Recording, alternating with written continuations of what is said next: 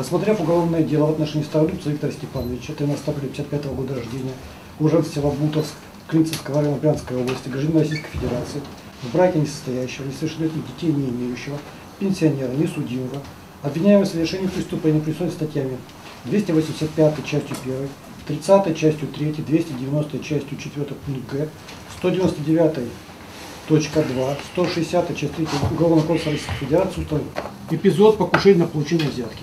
Стародубец, являясь начальником ГУП М222/35, в дальнейшем 220/35, исполняя обязанности руководителя, заключил от имени М220/35 с ООО «Экоресурс» договор поставки лома рельсов в количестве 500 тонн на сумму 2 миллиона рублей.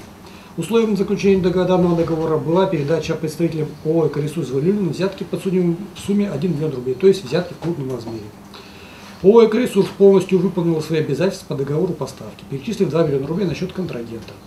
В период с 14 августа 2009 года по 31 марта 2010 года подсудимый неоднократно требовал от Валюлина произвести передачу взятки. Для того, чтобы гарантировать передачу взятки и придать ей законный вид, 20 августа 2009 года Стародубец потребовал от Валюлина составить фиктивный договор займа между ООО «Экоресурс» и подсудимым, по которому Стародубец якобы передал ООО «Экоресурс» 1 миллион рублей. Не получив оговоренной взятки, подсудимый прекратил отгрузку лома рельсов в адрес ООО «Экоресурс».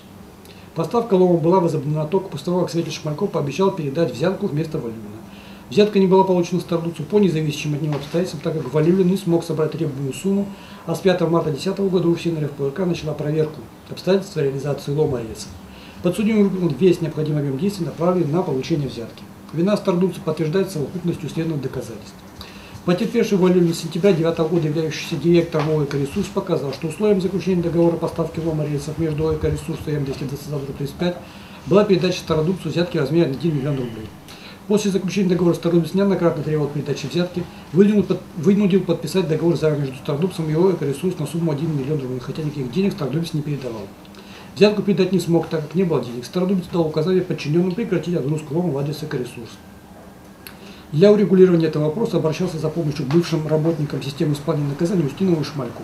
В феврале 2010 года передал Стародубцу часть взятки в размере 40 тысяч рублей.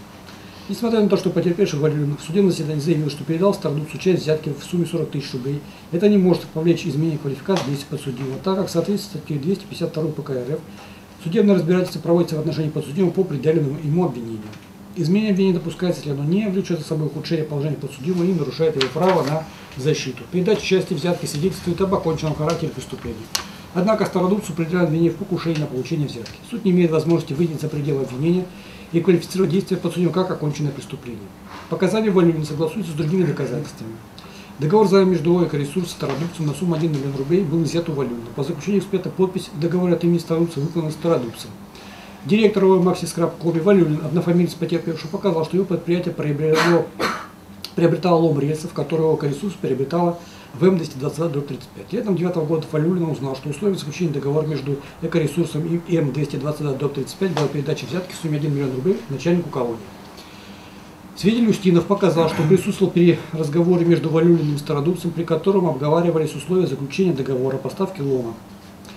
Стародубец указал, что за каждую тонну лома придется заплатить взятку в сумме 2000 рублей, за 500 тонн 1 миллион рублей. Так как Валюлин не смог передать взятку, Стародубец запретил отгрузку лома.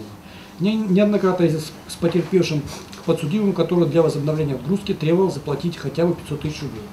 Шмальков в ходе следствия, предварительного следствия, последовательно пояснял, что Валюлин обратился к нему за помощью, так как не мог передать Стародубцу взятку за поставку лома в сумме 1 миллион рублей, из-за чего тот прекратил поставку лома.